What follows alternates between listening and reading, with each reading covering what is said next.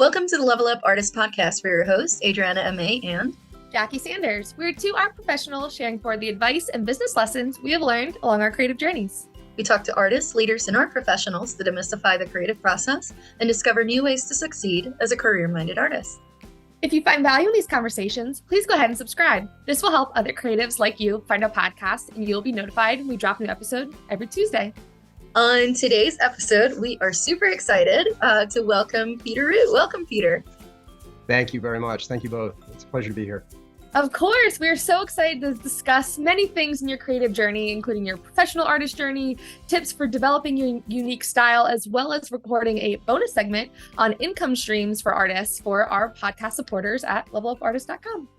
But before we dive in, we want to share a little bit more about your background with our listeners who may not yet be familiar with your work. So Peter is a visual artist living and working in the Asheville area, primarily a landscape painter. He also works in abstraction and enjoys pushing the two together. He sees landscape and nature in his abstract work and abstraction in his landscape, so the relationship is there, strong.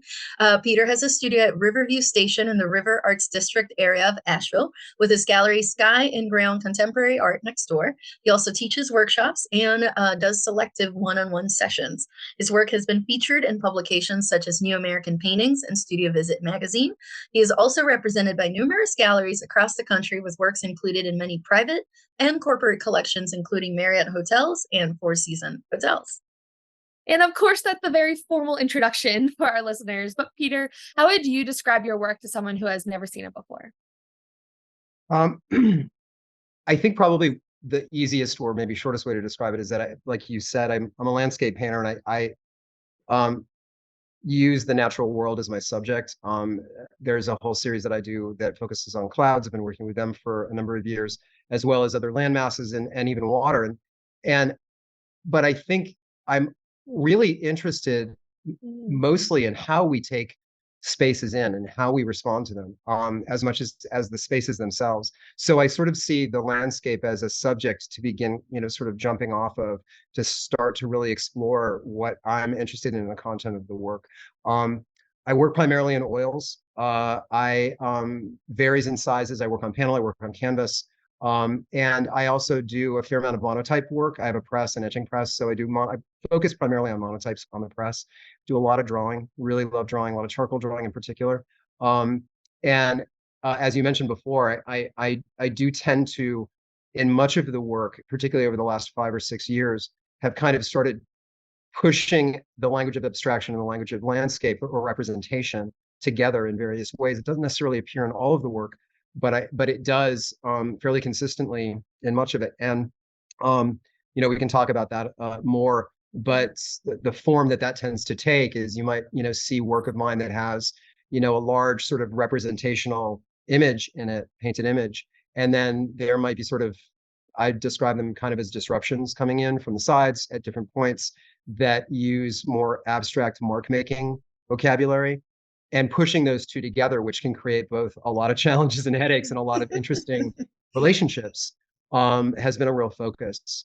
And then lately, and this is really within the last year, I have begun working on surfaces that are dimensional. And I say that a little cautiously because I don't want to imply that I'm beginning to create sculptural work. I really do consider them still paintings, but I think I began to try and explore ways to bring the window, if we think of paintings as windows, off the wall a little bit.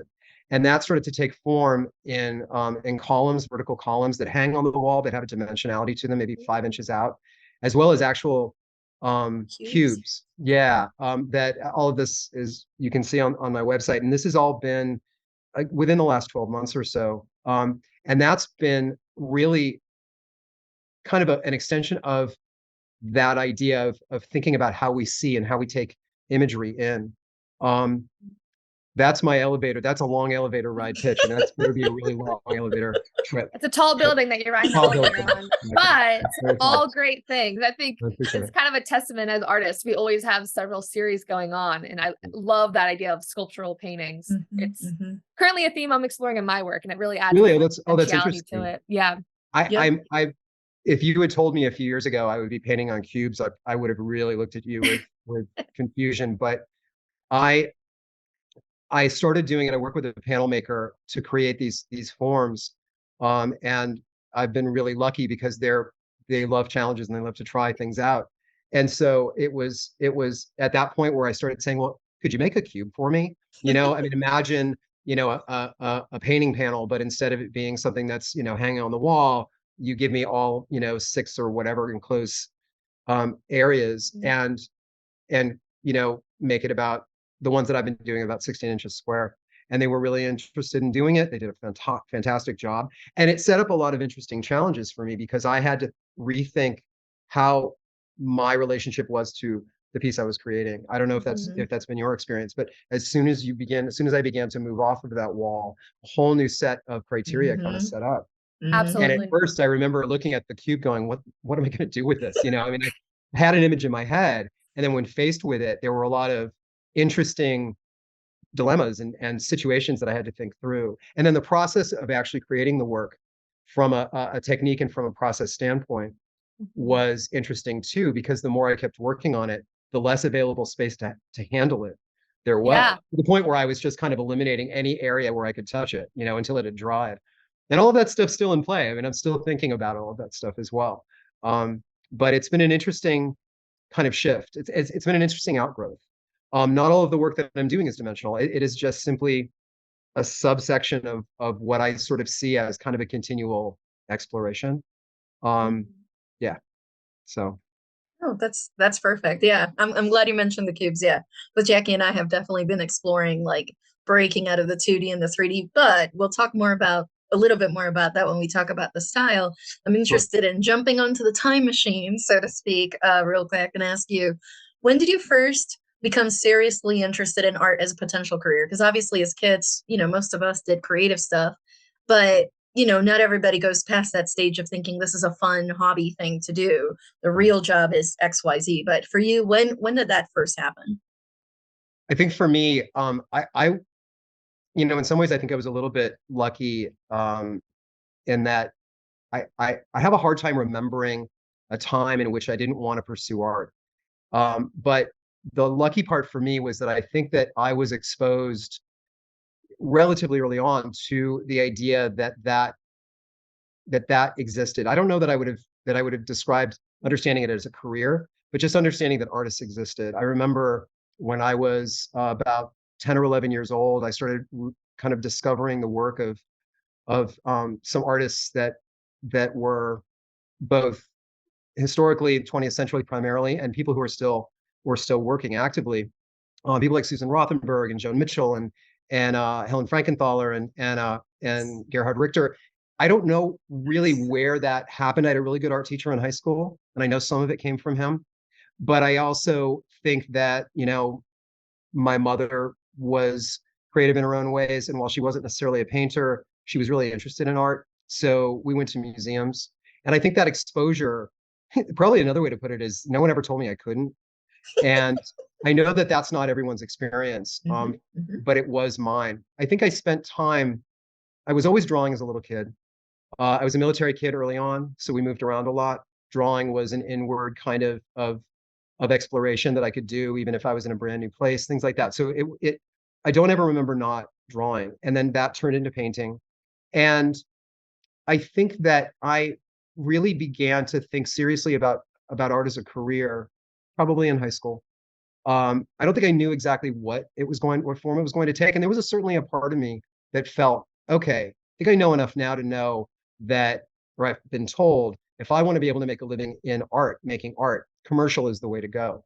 And so I started out originally as an illustration major, and within a semester of college, knew that that wasn't right, was told by others in the illustration department, you're in the wrong place, and made a switch, never looked back. Um, so it's really always been something in my head. I might have wanted to be a cowboy when I was 6 for a week or something, but other than that, I just didn't know what form it was going to take. By the time I was in college, I knew. I look back on it now and I think, wow, I was really naive, probably a little arrogant, and really naive to think that I could make a living doing it. I guess stupidly never thought I couldn't.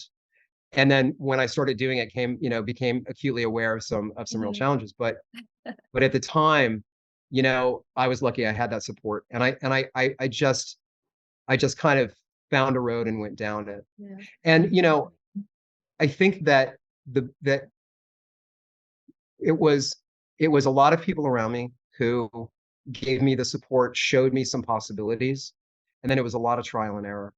Um, yeah, I mean, I think Yeah. that's probably the best way to describe it. I love that. And I think that's something I haven't heard anyone say on our podcast before, talking to other artists, but acknowledging, I think being a little naive in the beginning is almost a requirement to doing it. Because I mean, it is like a classic mindset of, well, if you knew all of the challenges you would have to face, that's very overwhelming. But you say, oh, well, I just need to go up one step.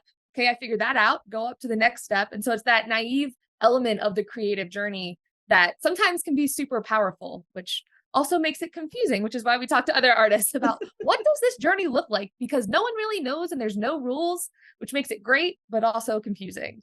I So, couldn't agree more. I couldn't agree more. yeah. And so then, of course, becoming a professor, how does that relationship change when you were then majoring in art in college, becoming a professor? Did you have a favorite class that you found that you loved teaching your students or mentoring them through? I did have a favorite. I mean, I think there really wasn't one that I didn't enjoy. Mhm. I taught, intro to painting, advanced painting studios. I taught intro to drawing advanced as well. Figure drawing was a real favorite of mine. I think I really enjoyed the atmosphere that was created.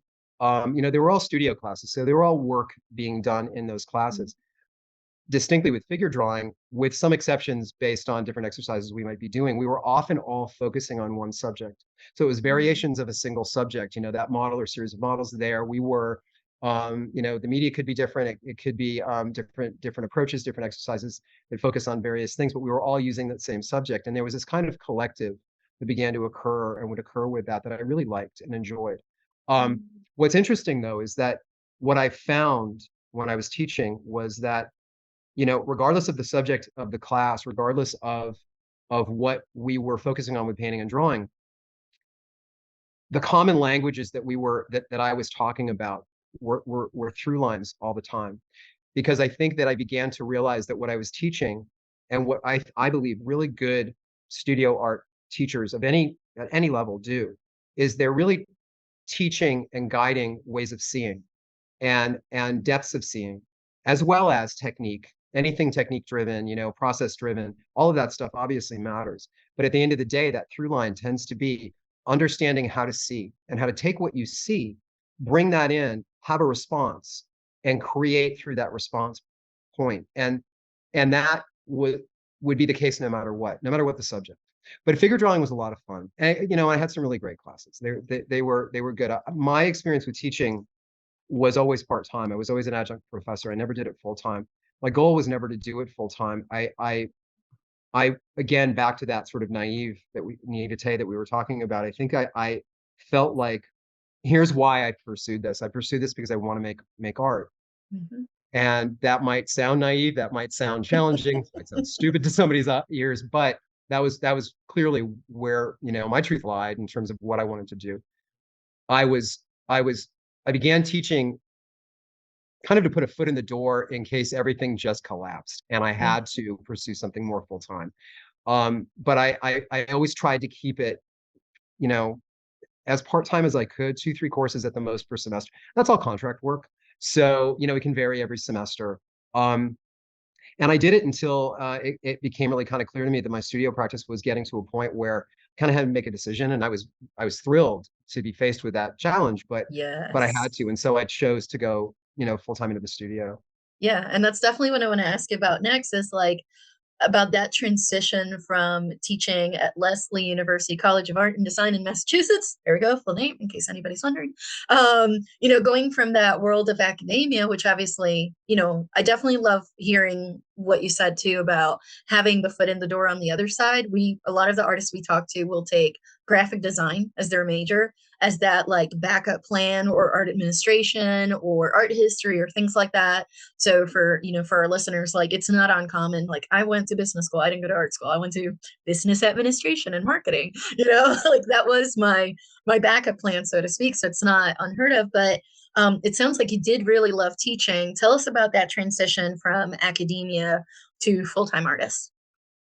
I did love teaching, but I also, at the same time, I have to be honest, knew that teaching was not the road, as I mentioned before, that I wanted to do full time. And I actually sort of described it to myself and to others that I think I was good at teaching what I loved, which is art making and everything about it, everything about the process of making art.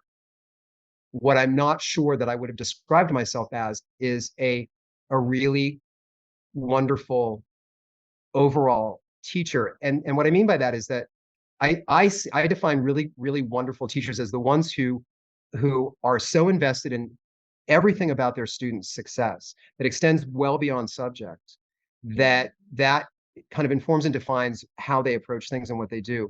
I admire those people, had great experiences with them, but I also was really honest enough to myself to know that that wasn't necessarily me. In other words, if I did that full time after 10 years, where would I find my satisfaction? How would I feel? And I knew that that wasn't the road that I could take.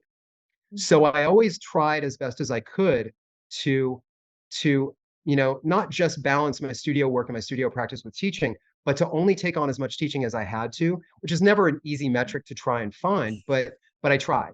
When it got really apparent that I could drop the teaching and step into deep water and give it a shot, it was primarily because the people I was working with, gallerists, consultants, things like that, there was enough coming my way that I had this tight time challenge going on, and it was a continual time challenge, and I was finding myself unable to get around it. And so I had to make that decision. But there was a lot of faith and trust, a little bit blind in doing that. So I decided not to renew contracts for the following semester at the time that I chose, and restructured my time. I think I made a good decision. I probably could have done it a year prior, but I did it when I did it, and I think that it was the right one, and took on what I had already been doing in large amounts of time as a full-time thing. Psychologically, it went from lots of years to none, where you're spending time with 8, 10, 15 people in a studio, and you'd have repeat students coming, and then independent studies that people would want to do with you as well, which I really enjoyed doing. And then all of a sudden you're spending your days and there are no other ears and no other eyes around you. Some of the things that I did miss initially were the conversations, the debates. And debates were often sort of the best way to describe them. The challenges from people. I think that when my experience was when I was teaching and I had people challenge something that I said, I loved it because it required me to think more deeply about what I had just said, and that position that I had, that belief that I had, which is nothing but a good thing. It can only be a good thing. And so, it went from lots of voices to none. And that was, I remember, a little bit of a shift for me. It took a little while to get used to that. I did. And certainly, I still have lots of great debates with other fellow artists and non-artists alike about art and about everything having to do with it. But it's in a different kind of structure and framework. Yeah, So. I absolutely love all of those points that you touched on, both the logistical changes, the psychological changes, your relationship with having a place where people tell you have to be versus then, of course, being a full-time artist, it's on you. But I think the biggest thing that stood out to me is understanding the role that other forms of income in addition to your art career have at specific phases. And I think a lot of the times when we talk to other artists, especially emerging artists, that may be something that instantly makes them feel like their art is less valuable if it's not their current primary income stream. Or at least I had that misconception of, oh, well, I can't be a quote unquote legitimate artist if I'm not doing this full time and making X thousand dollars a year based on just original art sales. And I think the psychological shift there of then saying, which I say on the podcast a lot of, I'm a full-time artist with a full-time day job.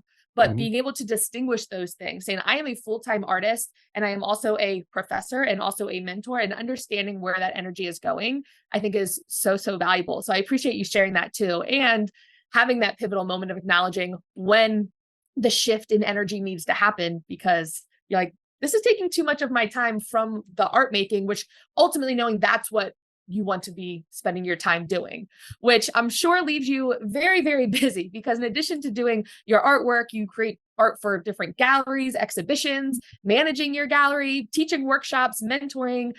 The people that think that artists are just painting every day, all day, every day, we all could only wish, in addition to personal life, family commitments. So I guess from a logistical standpoint, and psychological, how do you stay organized with wearing all those different hats?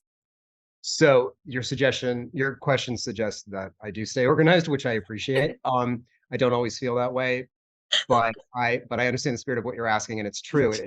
It on my good days, it does feel fairly organized. I think, you know, before I answer that, just really quickly, speaking to what you had said before, when I made the transition into deciding to pursue my art without any teaching as kind of a safety net, I guess, I was fully aware that I could do that for a year and turn around and have to resume teaching again. I was always, and if I'm being honest, still am open to the possibility of going back for another income stream if what I'm doing ever starts to not, meet the requirements. And I think that, my belief about being an artist is very simple. If you make art, you're an artist. And if you approach it as something that you take seriously and you really have a passion to do, and you're actively doing it, it really matters. It's irrelevant what else you're doing, whether or not you're not making any money selling work and you have a full-time job that supports you, or it's a mix, or you are working and selling full-time.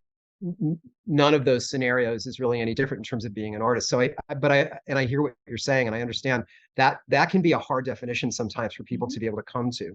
Um, the the thing about, you know, the thing about for me, I find that the organizing aspect of this, and I think everybody's different. I think everyone will find their different ways. I can tell you about mine.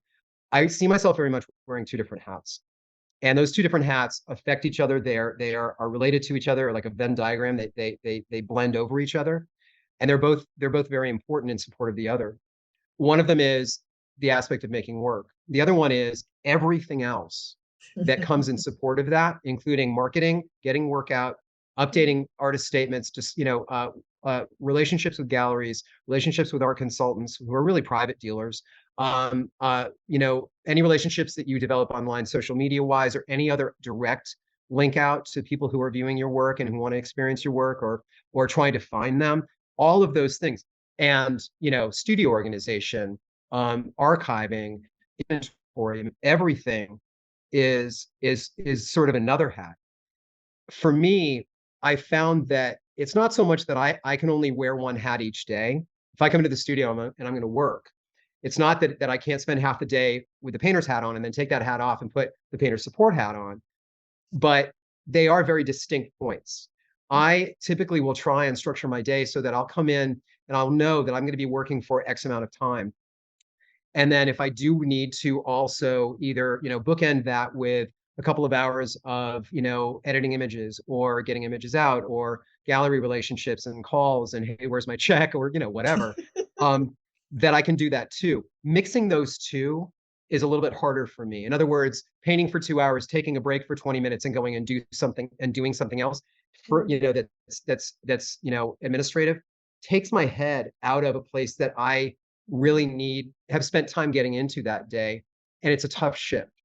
A break for me, and I do take them when I'm working, is really still about thinking about the work and thinking about the making of the work and the process, among other things. What it's not is anything else. But then there will be days where I'll come into the studio and my entire day, if not 2 days straight, will be spent with administrative things. I realized a long time ago how important they are. I made a lot of mistakes. Early on. There was not a blueprint, a template from others as to how to do this, and made a lot of errors that I learned from. And over the years began to kind of develop that balance of those two hats. But I have to take one off to put another one on. I will very quickly see if one of them is getting the short shrift and needs to be paid attention to. So I've developed kind of my own strategies for making sure that that doesn't happen. But it is very much planning. today I'm going to spend X amount of time doing this, X amount of time doing that. Love I it. hope it answers your question.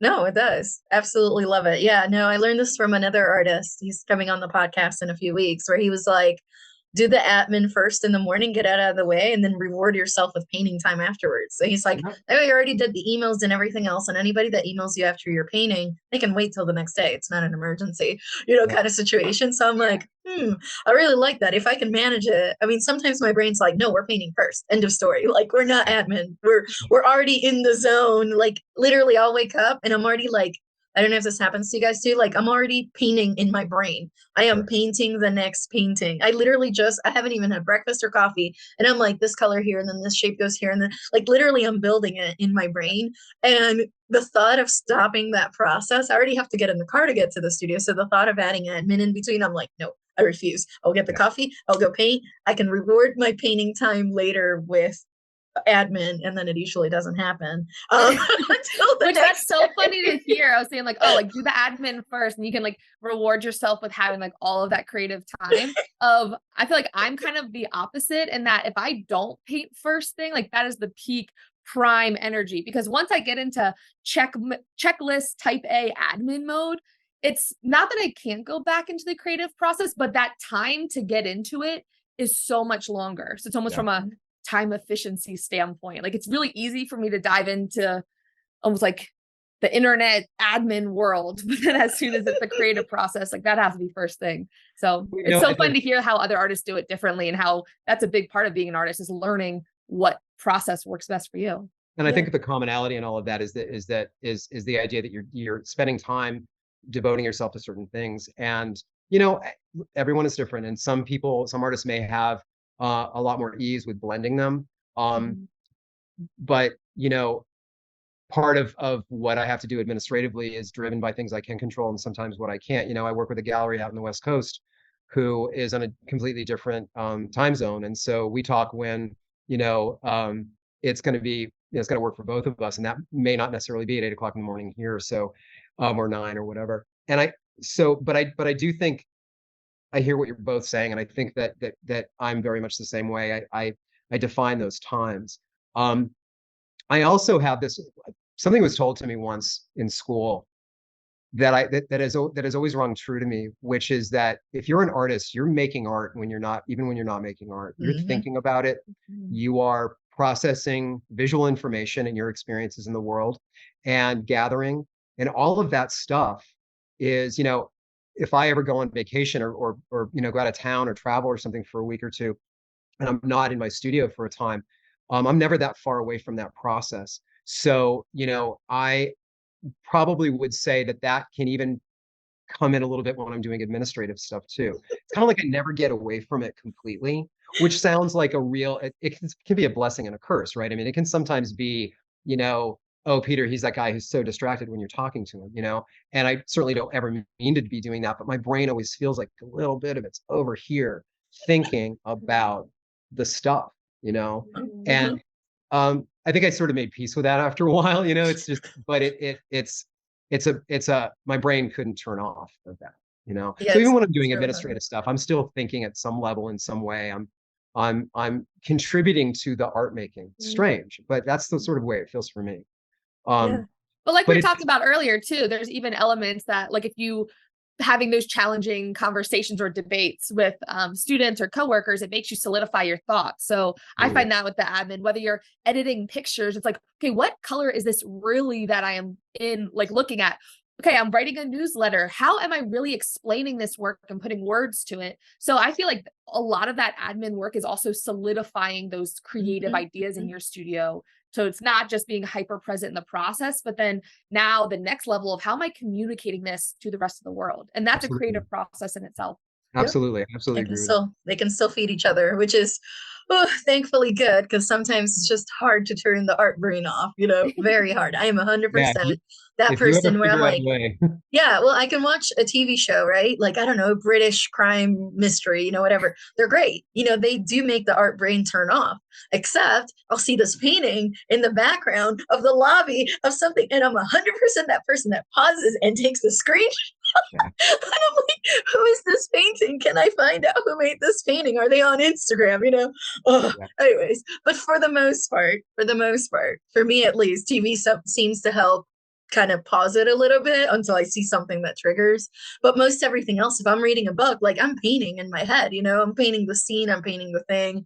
I don't know. So same. It's hard to turn it off, but it's good to acknowledge that like both sides of that Venn diagram can feed each other. It doesn't just have to be one side just takes everything because it is hard. Yeah. But with that, I do want to ask you, speaking of the art making side of your current work, the clouds, especially, you know, the way I describe them to people when I'm talking about if you go to Asheville, go check out Peter Roux. Is like they are like photorealistic, right, to a certain extent, and then they have this bold little sprinkle on top of abstract sometimes, you know. The way I like to describe them, I'm like, I can imagine them in the lobby of hotel, and then you look at this giant cloud painting, but the first thing your brain says, it's a photo because it looks so real. And then you notice that at the bottom right corner, there's this like abstract dash with hot pink in it, and then your brain goes, wait, this is a painting? You know, like there's just that little je ne sais quoi, as the French would say. I probably butchered that. But my big question, you know, again, with the clouds too, and the other types of landscapes is how do you narrow down the style and subject matter of your work? Um, so I mentioned before earlier that I use landscape as a subject. I think that I landed on that. You know, I it's probably worth mentioning that I also worked in pure sort of non-objective abstraction as well. You know, in individual pieces. Although I've tended lately to be doing that less and working more with this, you know, this subject of landscape. When I was working abstractly, when I was in school, there was a point where I was working exclusively abstractly. Um, but I came to find that there was always a landscape reference there, often in the form of a horizon line of some kind, or a horizontal structure that broke up space, that bisected the window in a way that sort of suggested, you know, sky and something other than sky. And I couldn't really get away from it. And I think decided at some point that, you know, well, you know, there's something there. There's a reason for this happening. There's a reason it's going on. I'm going to explore that. I'm going to start painting some landscapes because I think it's screaming out at me. And so I did. And I was really happy that I did. I think it was a good choice for me to do that. But I mentioned also that, you know, I obviously am a painter and I consider myself a painter, but I consider myself an image maker. I think we're all image makers, you know, regardless of the materials we use. We make imagery. We work in a language of the visual, specifically, you know, in terms of the work that we create. And I'm very, very interested in how we take images in. I'm mindful of the idea that, for example, we have a different relationship to images, the amount that we're experiencing, the amount that we are exposed to on a daily basis than someone who existed 100 years ago. That's in large part because of technology, constant screens, lots of imagery, the ease at which imagery is now created and presented, and even things like other technologies, we can move through spaces much more quickly in cars and on planes and than we could, you know, maybe extending out a little farther 150 years ago. So that can't not have informed how we see the world around us and how we take the world in. And that's really interesting to me. I'm not interested in criticizing it. I'm interested in exploring it and understanding it better. I can't go back 150 years and feel what they felt, but I can respond. I grew up on TV and movies, you know, and you know, it's probably safe to say we all did, you know, at this point. And so that has informed how I experience the world. So I found myself really interested in how images are taken in, and that started to inform the work that I did using landscape as a subject point.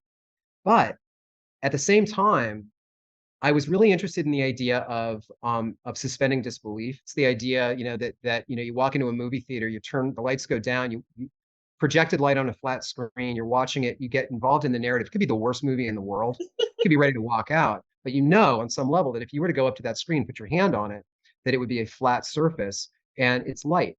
You know that it's not really an interior room with two people talking, but you are suspending that knowledge and going in and flowing into the narrative and allowing that suspension to give you the permission to move into the the narrative and the artificiality in a way. And I'm interested in that. I'm interested in the fact that, any one of our paintings or works of art, we could go and put our hands on. We know that is a certain kind of substance on a surface. But if I was to put marks down and put them in a certain arrangement, I can create a sense of an illusion of space, a green field. And then I could take that same material, the same mark making material, paint, whatever, and slap it down on that surface and have it be physically very much a surface oriented experience. It's sitting thickly, for example. It's dripping. It's asserting itself as a physical form, as a material. And I love that juxtaposition. And so I started thinking, what would happen if I pushed them together? What would happen if I created an image inside of a window, created a window of disbelief, of illusion, and then at some point pushed myself back to the surface with different marks that caused me to almost go like this, back and forth and back and forth. And that was really exciting to me, and started to create some challenges about how that would happen, what that would look like, and what the experience of seeing that would create for me. And that's where the combination of representation and abstraction started to kind of collide together. I think I mentioned before, it doesn't always happen in all of the work, and sometimes it's much quieter, sometimes it's much more pronounced. But it often will start to occur. And in addition to that, other things that are reminding me or the viewer that this isn't a cloud, it's a painting of a cloud. It is a representation of the thing, not the thing itself. That started to play a role also in the dimensional work, that started to come off of the wall. Every painting is a window. We look at that window, up to the edges of that window, there's a space that's created. And in the case of pure abstraction, it can sometimes be, it doesn't always have to be, but it can sometimes be very surface oriented. That can still, or the depth can be very shallow, for example. That can bring you into a certain window experience. And then the more things you bring in, or you juxtapose, can give you another shift in that experience, all occurring within this little screen or this big screen. Does that make sense? Absolutely does. Love, And love, love. it's so fun hearing you describe your work too, because you can tell that with talking with other people about your work, it is solidifying all of those ideas, which, as you talked about earlier, like those rich conversations that whether art school or being in artist communities like us at Art Space and you at your studio, talking to other artists about your work and those in-depth conversations about it can make it so, so powerful. Yeah, it's, and I think it's important to be able to develop it's always been important to me. And I would say, I think it's important in general for artists to be able to develop language to talk about their work, fully knowing that the language they're using is being used to describe another language. So there's going to be a translation loss there. I can't explain away the experience of seeing a piece of art, visual art, with words, nor would I ever want to, because they're two different languages. Nor, could I use a painting to describe a novel? But I could find experiential connection. But being able to at least give someone who you're speaking to some ideas to think about when then approaching the work is important. I think that you learn that, or you don't, in art school, depending. But I think that it's an important skill to develop. And I think it's always developing. I mean, I think I'm always restating my artist statement, rethinking it, coming up with new ways of describing or whatever. But it is one language describing another, and there's going to be a loss in translation. There has to be. It's almost like we depend on that. If there wasn't, then we could just be writing instead of painting, or we could just be painting instead of writing. There has to be inherently something that is indescribable about each one of these that can't be described by the other. I absolutely love that. Yeah. And I love that idea too. Like I always, when I'm talking to, visitors to my studio, a lot of times I'm basically telling them like I'm translating different things in my life, different emotions, different things. Sometimes it's not just translating, it's transforming. Maybe something happened that wasn't positive as a child, and I'm literally taking that and transforming it into something positive. Sometimes it's literally a direct translation. But at the end of the day, part of that translation conversation, another way I like to explain it is those paintings that you're creating, those windows, as you described, they're mirrors, and they're going to see based on their own filter and their own lens, what they're going to see. So I could have made a painting that was 100% happy, from start to finish, all optimistic, my first time at the skate park as a kid, and it was great and everything else. And somebody might see something else in it. It reminds me of being with my grandmother the last summer that I was with her in Ireland before she passed away. Like, I've had those kind of conversations where I'm like, well, that has nothing to do with me or what I was trying to transmit through the painting. Literally, that person just saw it through their own mirror, through their own lens. And I always find that interesting, having those conversations, like you said, of like comparing notes in a way and seeing what got quote unquote lost in translation, but more in a way what got transformed through that medium. How they're seeing it versus how we're seeing it. And then I also love like the tie-in when you were talking about the movie theater and how it's true, sometimes it gets to that point where you get so much into the work, whether it's in a movie or maybe you're looking at a Van Gogh 4 inches from your face while the security guard's telling you to back up, and you're just so immersed into this other world. I don't want to call it escapism, but in a way it almost is. It's like respite from the reality that we're in, that you just kind of lose yourself into the thing, and you're starting to imagine, say it is Vinny, as I like to call him, say it was one of Vinny's pieces, what was he feeling at the time? Did the French kids like run him off the village again because they thought he was crazy or whatever, kind of thing. Like, did he go off to the fields? Did he paint this outside? I don't know. Like, there's this magical element, I feel like, about paintings, that it can act as that window, or that almost like not so much a window, almost like a gateway. I guess a gateway would be a better description, or threshold. Let's call it a threshold, that you feel like you can almost walk through and enter a completely different world. And whether it's completely abstract or non-representational, or it has representational elements, it just has that magic that can pull you in. But like you said, you can literally just touch it and it's like, no, it's 2D. Like, you're not going anywhere. This is not a mirror that you put your hand through and your hand literally goes to the other side. No, it's going to stop right at the surface. But I don't know, there's something so magical about it. So thank you for that. Yeah, I think absolutely. also, go ahead. You go ahead. I was just going to say, I think I also, I'm very mindful. For me, artworks are obviously things in and of themselves. They exist in the world. One of my favorite parts about making art is knowing that I've made something that didn't exist before. There is something that is intensely satisfying about that, but it feeds kind of a real sort of deep sense of placing myself in the world on some level.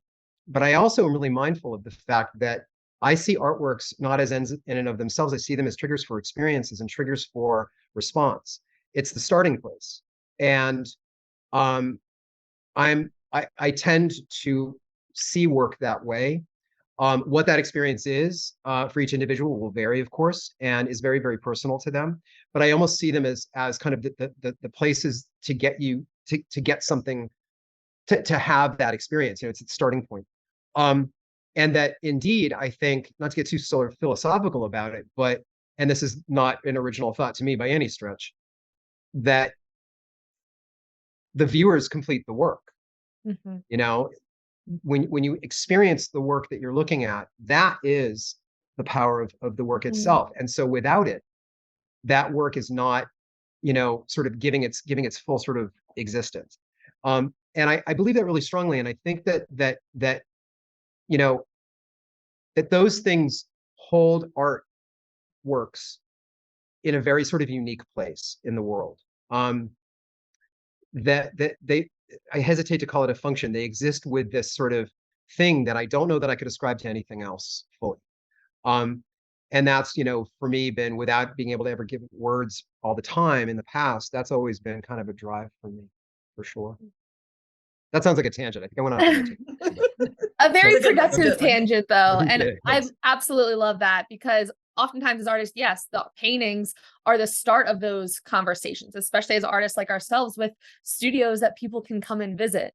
It creates that dialogue, which is so, so exciting. Yeah. But real quick, thinking about maybe when you were a professor, of if someone was considering art school and wanting to have these rich conversations, but they may not be able to financially afford committing to that, or logistically, schedule-wise, had conflicts. What would your advice be to artists that are looking to maybe put together their own curriculum, maybe invest in conversations like these about art in their work? What advice would you have Sure. to give them? It's a really good question. And my response may not necessarily, just going to sort of preface this by saying my response may not necessarily be liked by everyone. So I'm just going to throw that little disclaimer out there. Um, I think that we exist in a much different time than we did even 10 years ago in terms of how one can both make art, understand and learn about art, and on sort of another level, wearing another hat, promote and sell art, give access to others to the work, have them, take advantage of being able to live with the work if they want to. And only one, but I think a really good example is that, it used to be that for fine artists, galleries were really the primary, if not only, kind of avenue for getting your work shown, seen, and sold. And that's certainly not the case anymore. In pre-social media, pre-internet, it was. It's not the case now. In the same vein, I think that there are more ways to be able to grow and learn as an artist than there ever were before as well. For some of the same reasons, technology, access to information. The controversial part is that if I had a person, and actually this has happened a few times, say to me, "Hey, I'm thinking about, going and getting my degree and going to this art school, but is it worth it?" More, maybe even a better example is I've got my BFA and now I'm thinking about getting my MFA and I'm going to go $100,000 in debt. Is it worth it? That's a tough question right now. I think that it maybe wasn't as difficult to answer 20 or 30 years ago as it is now. But I think that if you are looking to go into teaching higher ed, then obviously a terminal degree like a master's degree is pretty much required. So that's a lot of validity in pursuing it for that reason. I think that there are so many ways that one could learn, expose themselves to, and practice art making to begin to build their own voice that don't necessarily that are different from art school. Mm-hmm. I think that, it's funny because in a way it almost feels full circle. I would love it, to see someone agree to, an artist who's mature, take on an apprentice and have that apprentice, spend 3, 4, 5 years in their studio working as their apprentice was a very, very common model hundreds of years ago. And for a long time, doesn't really exist now. We can call them studio assistants and, and make various names for them, but it doesn't necessarily exist in the same kind of structure. The power and value of that could be profound. And let's face it, you don't need a BFA or an MFA to make art. You don't need a BFA or an MFA to show art, and you certainly don't need them to sell art either. But the experience of being in those institutions, towards getting those degrees can be extremely beneficial. So can working with other artists, being exposed to them, being a real needling person and just saying like, "Oh my God, I come to your studio all the time when I'm visiting River Arts District. Could I work with you? I'll clean your brushes. Could I work with you? Can I watch you work? Can I ask you questions? Can I start to get feedback about my own work? Things like that." And then, at the same time, you want to find out some techniques. I could literally go on YouTube right now and find out about glazing. I could find out about a lot of different things. Couldn't do that 20 or 30 years ago. So the information is far more kind of prolific and available. Sometimes it can be so much that it can be confusing, but it's a much different kind of situation than used to exist. Mm-hmm. So I don't necessarily think that somebody who doesn't have the funds to get themselves through art school or doesn't want to take on the kind of debt that sometimes is required that can follow them around for years and years and years. It's a whole nother conversation. They have other options, and those options can be just as strong and just as valid. I will say this: the more that you are in front of real people and interacting with real people, in my opinion, versus YouTube videos or online, tutorials, the better off you are. But it's probably, it can be a real mix. Self-taught artists are very common. People who did not go to art school. I tend to forget to even ask, is that true? Yep. Yeah. And I tend to not even ask. I don't really spend a lot of time personally looking at people's educational experience. I tend to look at their life experience. I tend to look at sometimes their show experience, the amount of time they've been doing what they're doing, and mostly I look at their work. Where they live can inform all of that too, and everything. But I don't spend a long time thinking about their education. I think that's what I would say. I think the short version would be don't worry about it. There are other ways. If you can't afford art school, there are other ways to do it. Seek it out. You got to be bold though. You got to seek it out. You got to ask the questions. You got to find the artists in different buildings in a place like River Arts District or where you are who want to talk, who want to spend their time, and a lot of them do. Yes, we do. They want to share it, right? It's the languages that they love. And also, I believe really strongly in being generous. You would ask when you had we had talked before about questions about where do you get your income from? And for everybody it's different. I would have no problems telling people where it all comes from and what percentage it generally tends to be.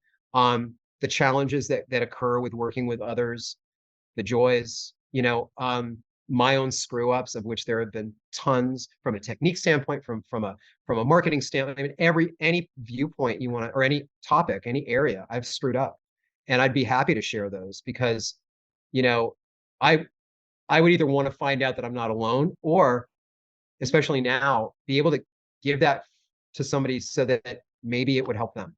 I mean, I really do feel very strongly in that. I don't. Well, anyway, I think that that's really my answer. It's my very long answer to your question. I think we live in a time now where there are incredible amounts of opportunities. Yep. And I don't know how I would feel about that if I was the president of an art school, but I don't think that necessarily negates the value. I just think that it is one of a number of different ways to do it. Yeah. Plus I'd like to add in, like, realistically speaking, like, I went to business school, and depending what your concentration was, your starting salary could be really healthy. Coming, especially if you were recruited out of school. Like, we had Morgan Stanley, we had Wells Fargo, we had some of the big name brand corporate powerhouses, if you want to call it that, come out to our school and recruit people. And even as 20 somethings that had zero experience, they could still be making a good check.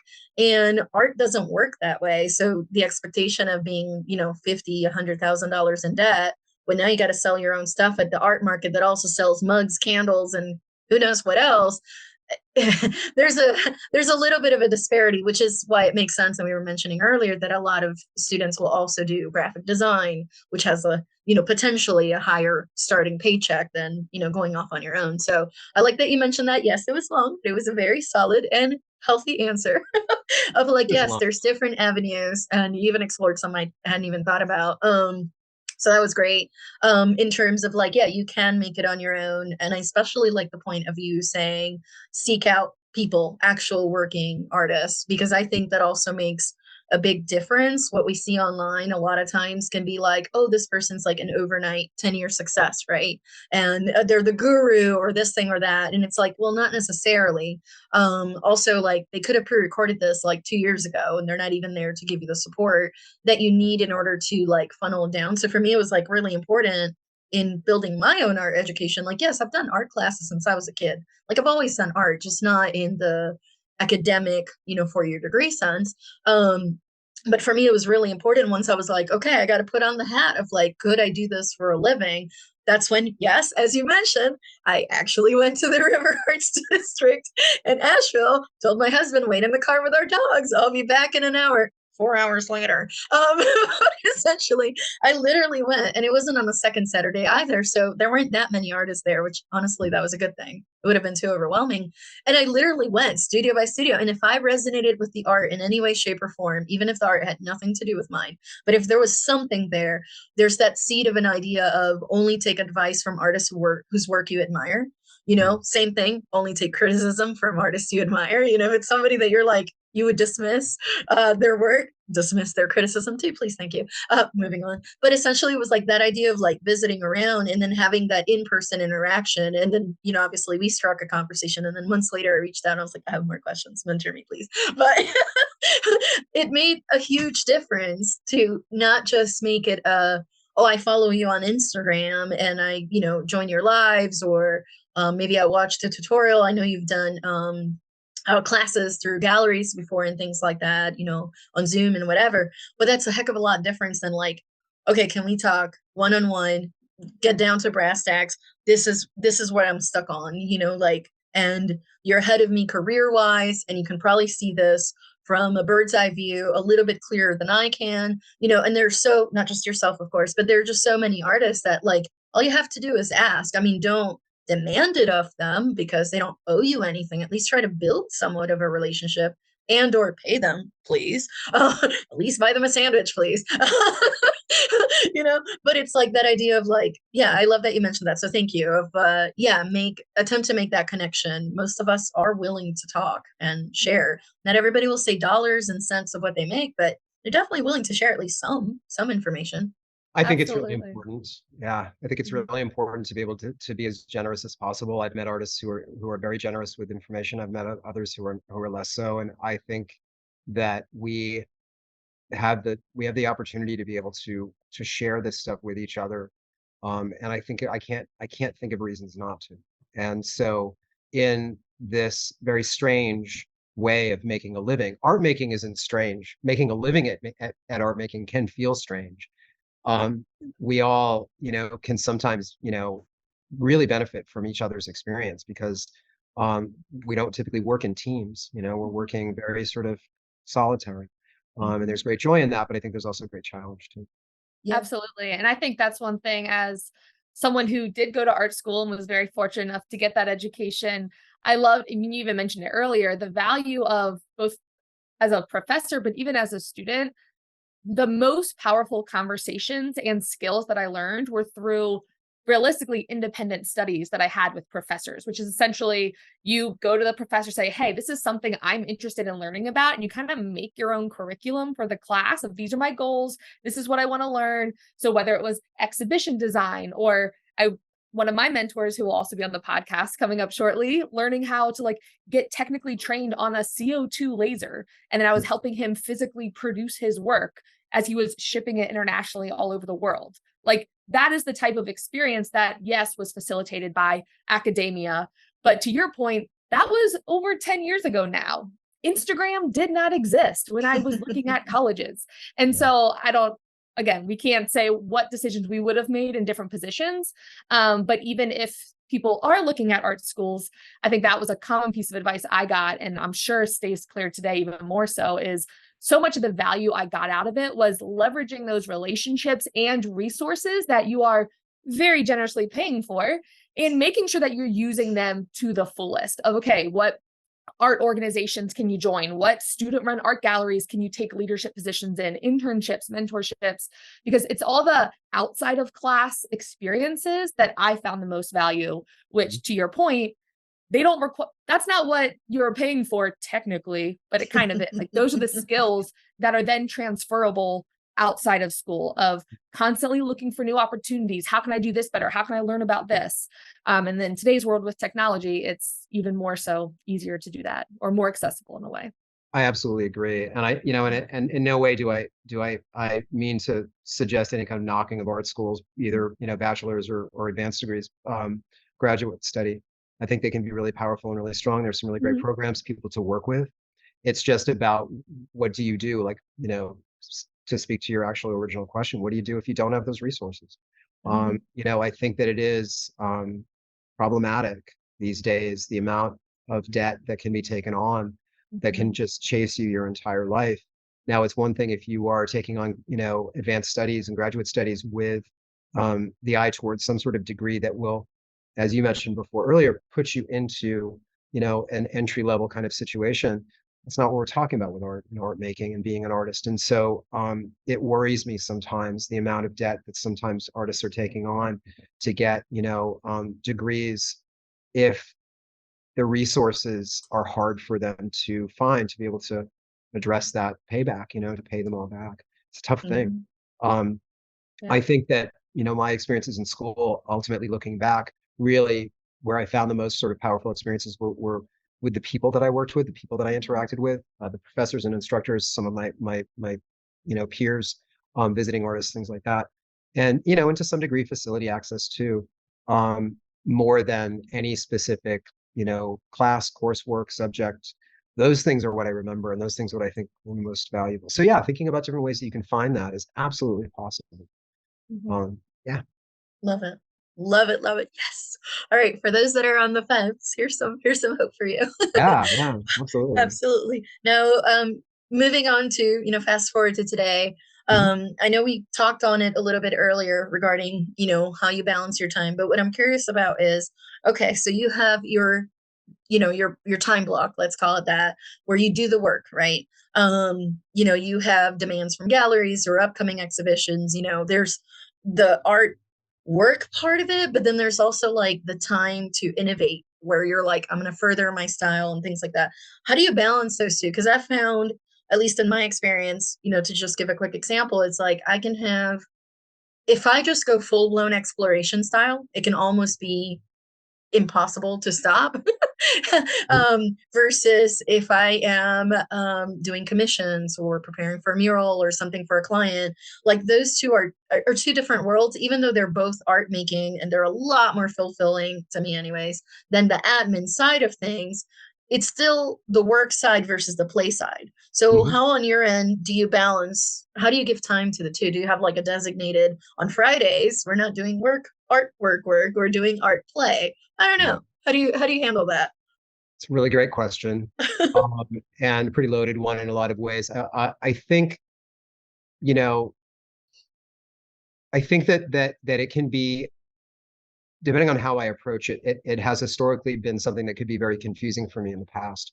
Um, the idea that you just described of, you know, giving myself time to try things out and explore, and should plan on in the process making a lot of mistakes and things not working, but that's a really worthwhile pursuit. And thinking about it, or taking the time to actually uh, act on the things that have been in my head, the ideas that start to spring up and such, versus, you know, what commissions are a great example. What I know someone has put a 50% deposit on for, and it's, you know, they were really taken with some existing work, and we've talked about it, and I'm creating a certain thing for them.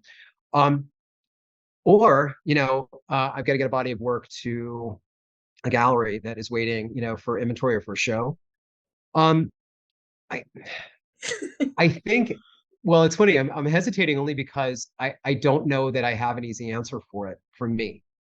I think that I could say that I do, to a certain degree, find myself at times saying, okay, on this day, I had this block of time. I'm going to get on my printmaking press and I'm going to just try some crazy stuff out because it's been knocking around in my head. I want to try this new approach, this new technique, and see what happens, knowing that it may take me the entire day because I'll get down that hole and I'll just keep trying and I'll respond to what I did and try it again and try it again. I mean, I want to be able to give myself that time.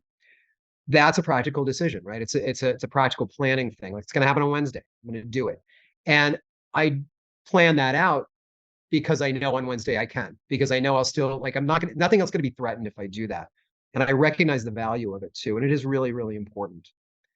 That's that sounds really organized. The other thing that tends to happen to me though is that it begins to bleed out into the work I'm doing anyway. That Mhm. I might decide that, you know, I need to do a series of these three pieces that are from this little sub-series that I've been working on. I have these real ideas about what's going to be happening in them, and they're extensions of an ongoing sort of exploration. And by the way, you know, this particular gallery is waiting for them, and has been really good with selling the other ones, so they have an expectation of that what they're going to be getting. And then I'm in the middle of it, and I go off in a tangent. I need to be really careful of that, because if I don't pay attention to the fact that I do it, I can let it just take it over. And result is, interesting stuff might be happening, may not be meeting a um, promise or an expectation that I set myself up to meet. So I need to kind of be careful. I tend to look at that and think, well, there are worse problems to have, because it means that I'm constantly like, it's trying to burst out of me. I've never had anything that I'm not familiar with what artist block feels like, where I'm sitting and going, I don't feel any inspiration or any pull towards doing anything. I tend to be more like, what am I going to do? I want to try all these things. And am I going to end up making a soup that just tastes like crap because it's got so many different things in it. I would rather have that problem than the other, but it's still a problem. And so I try and be mindful of that when I'm working. I try and be patient with myself and a little bit of maybe delayed gratification. Like I will get to that, but I need to see this through.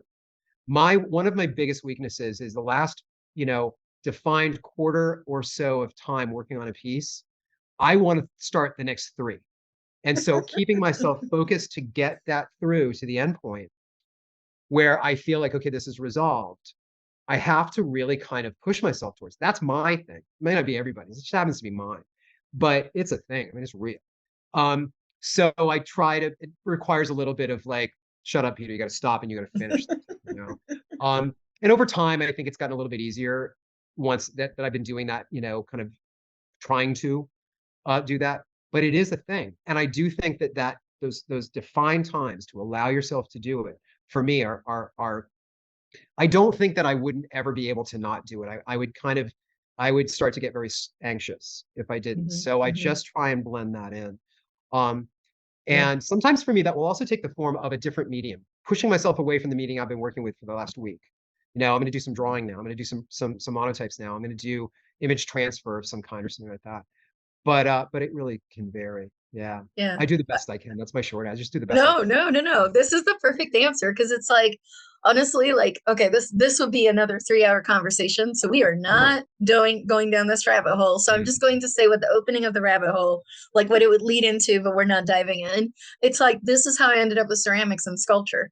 Literally that.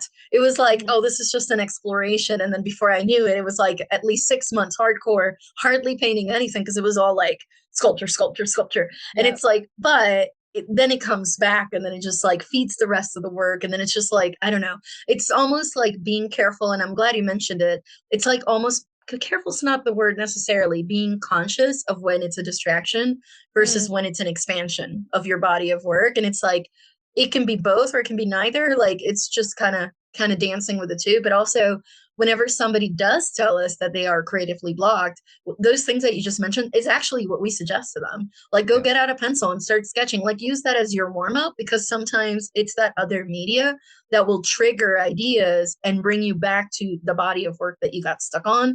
And then you're good to go. But I don't want to, we can talk about that for like 3 hours. We're probably going to have a Peter part 2 conversation at some point. I'd be happy to do it. Because we can definitely talk about that one for a while. But before we do that, one of the things we like to do on our past podcasts, we love to ask our guests how they define success.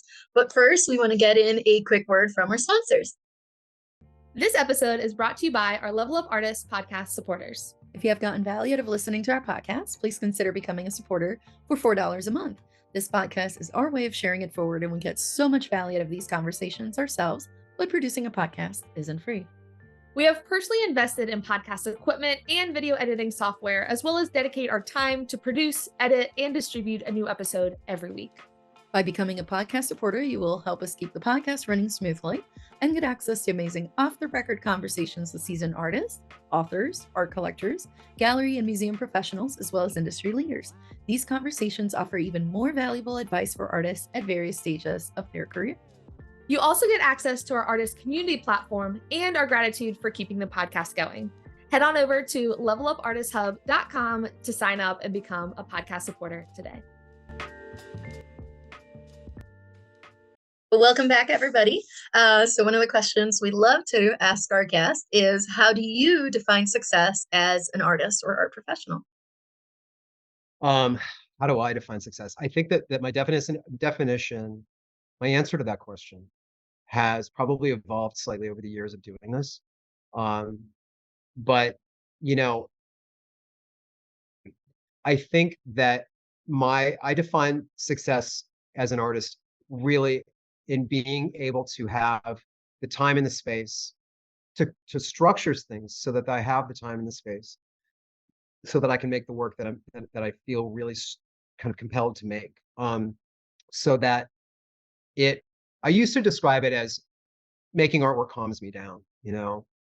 I think maybe a better way to describe it for me is that making artwork helps me understand where I am in the world and how I exist in the world, and to give structure and substance to the fact that I do. And and that's a celebratory thing. So if I'm able to do that, then I really do feel the success of kind of hitting that goal, that need. And that's really primarily how I define it.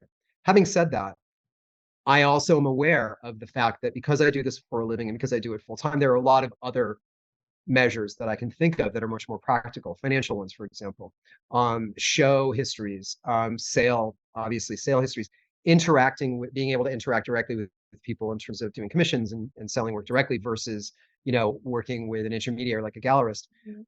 Those all can have other levels of successful feeling for me as well. I know for a fact that at the end of the day, if I couldn't make money doing this and I had to spend my time making money doing something else to support myself, I would do it, but I would still make work. And I would still feel that success level of creating things outside of myself that help me understand myself. So that I think is probably the most important one for me. Does that make Love sense? that. Absolutely love that. And so, what is one piece of advice that you wish you had heard before you got started on your creative journey?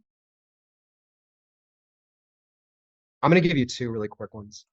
And each one kind of falls into the category of those two hats that we were talking about earlier, the creating hat versus the sort of, for lack of a better term, the administrative hat. Start with the painting hat first. I think that it would be something along the lines of have trust in the fact that if you're making something that has meaning for you, somewhere there exists someone for whom it has meaning as well. The experience of that thing also holds meaning. In other words, if you like it, someone else is going to like it too.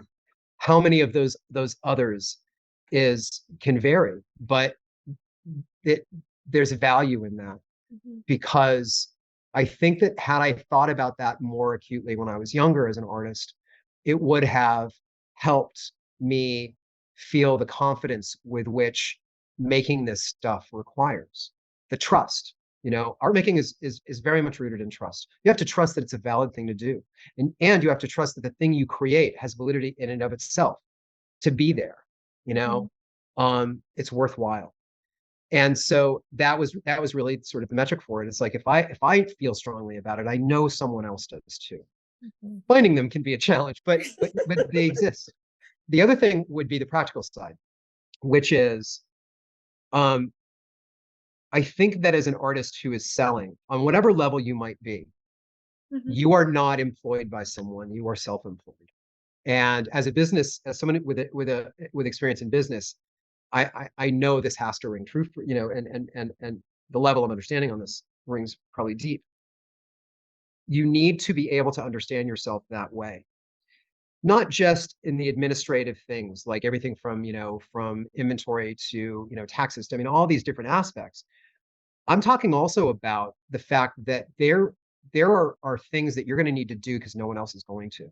One of the biggest is be your own advocate, your own self-advocate for your own positions and your own needs. I don't think that gallerists, brokers, consultants, or even someone who's asking, clients who are commissioning you, ever necessarily, if they're good people, intend to try and necessarily, be unfair to you. But they have a different kind of set of interests than you do. I found one of the biggest lessons that I learned was, and I apologize in advance for anyone who's a gallerist who's listening to this, that gallerists have a fiduciary duty to themselves to conduct their business, to maximize ways to be able to keep their business running. It's a business. There's nothing wrong with that. That is not to be considered less valuable than anything else. But no gallery will continue to exist if they are not putting an eye, at least somewhat, towards showing work that they feel that they can sell. That's not just work they love. It's also work they love, plus they know they can sell. So as an artist, let's say you're working with a gallery and someone walks in. I said this to someone recently. A client walks in and they love your work and they're really interested in your work, right? And the gallerist very well represents your work. The stuff on the walls, pulls things out of the stacks, shows other things. And, it's looking like that person is really gonna, pursue maybe purchasing your work. And then all of a sudden they turn around, they see the work of another artist that they really like, maybe Uh-oh. two. Dealer goes back and says, oh, well, take a look at this, take a look at this. They spend another half hour on each of those artists. At the end of the day, that gallerist will have success if that person buys a piece of yours, a piece of second artist, or the piece of the third artist. There is nothing wrong with that. Absolutely nothing wrong with it.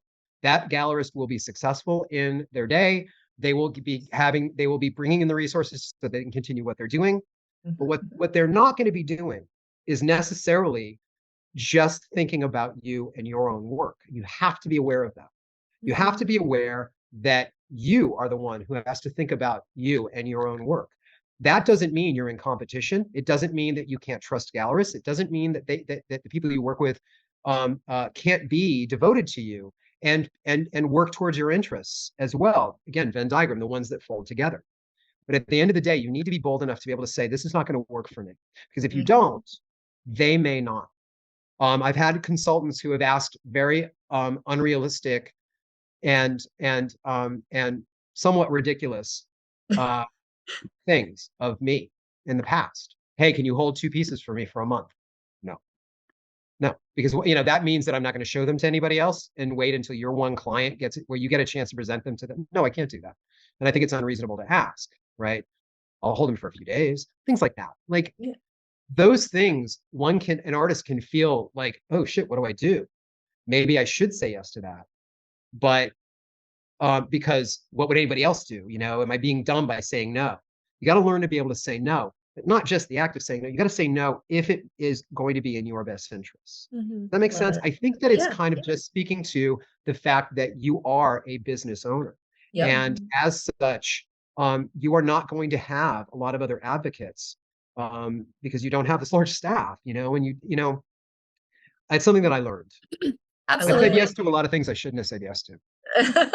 I think we all go through that. And it's also too, like, we'll learn over time our own limitations of, like, if somebody said, can you make this giant cloud painting and make it 20 feet? You might be like, I can make it 10 feet, like 20 feet logistically, absolutely not. Or maybe like you have a client saying, can you paint my grandma and her dog? And then you go, I actually hate portraits. Like, but you had to go through the motions of saying yes and then going, I really freaking hate this, to then, like, turn around. I think the biggest thing in the things that you're mentioning is that idea of being cognizant and being observant as you go through these experiences and noting, yes, I would do that again. No, I wouldn't do it again. And don't blindly say yes to the next one because there's dollars hanging in the balance. It's more like, hold on, how did it go last time? I need to funnel this down, and then kind of stand your ground. Like, I'm sorry, like, yeah, that sounds like a fantastic, lucrative opportunity, but if it's not a right fit, I'm not going to be, like, literally, I'm taking, like, the reason we're artists, right? The three of us is like, because we want to do what we love. And if we say yes to things that then we hate, might as well do a 9 to 5 and get a sure paycheck every 2 weeks. You know what I mean? You can hate that, but you still get paid versus, like, accepting something you didn't. But speaking of money, Peter, if somebody randomly hands you $100, what would you splurge on or invest in? It has to be something that brings you joy and relates to your art or business. Great question. I think, I lately, again, speaking back to the fact that I've been really interested in windows and interested in working on surfaces that are maybe pushing off the wall, thinking about and exploring different ways of doing that. I think I would probably explore other surfaces. Maybe I would go spend $100 on plexiglass and start thinking about creating work that is on layers of plexiglass with separators between that you look into, that has multiple depths to it. And I really want to be fair in saying that I have an artist friend who lives in New York, and she, not too long ago, posted on Instagram a piece made up of a series of large photo transparencies of water that she had multiple images of, and then sandwiched them in between pieces of glass and lit the whole thing from underneath with a light box. And it just creates this luminous, deep, physical thing that I just absolutely fell in love with. And it made me start thinking about layering, and it made me start thinking about everything about it, including how much distance between each layer, what level and quality and direction and source of light, all those things. I think that's probably where I go. I'd probably just go out and buy some things that would allow me to really, it's about like putting the $100 towards something that I have been thinking about that I could try. And right now it might be surface. Man, well, I love that. as someone who is actively layering plexiglass in my Are studio you? with Oh, that's light and great. shadow, and I may need to ask for that artist's Instagram because it sounds like we're Absolutely. exploring similar things. It is Absolutely. so much fun to deal with. Yeah, the sculpture is another layer off of paintings, but then once you put light and shadow into it too, it's Well, so much fun. It's so much fun. painting is all about light. Yep. Visuals are about light. And so it makes a lot of sense. So, oh, that's exciting. Yeah. Yes. Well, her name's Megan Suttles, Megansuttles. So everybody go find her. Awesome. Sounds awesome. And I love the idea of reinvesting it back into an experimentation. So speaking of exciting experiments that you may be working on, what projects do you have coming up now that we're wrapping up the end of our conversation? What projects do you have coming up that our listeners should know about, and how can they support you in that? Well, thank you for asking. I'm actually in a 2-person show that's opening this Friday. So just in a few days, at a gallery that's actually in my building called Tiger Gallery, Tyger. And it is owned by someone who I have gotten to know, who's also a painter in her own right and a professor. And it's a beautiful space. I made kind of a conscious effort not to show in a gallery space in Asheville because the nature of the River Arts District where I have my studio is such that people walk through. So my studio consists of 2 rooms, and one of them is a viewing room I guess that's the best way to put it. And so I didn't want to get too involved in kind of competing against that, although there are some really great galleries in Asheville. Mira, the owner of this gallery, asked me, and it was a little bit of a last minute thing. And I was able to pull together work for it. The opening is this Friday. So it's Tiger Gallery. The opening is from 5 to 8 for anybody who's in Asheville, but then the show's up for a month.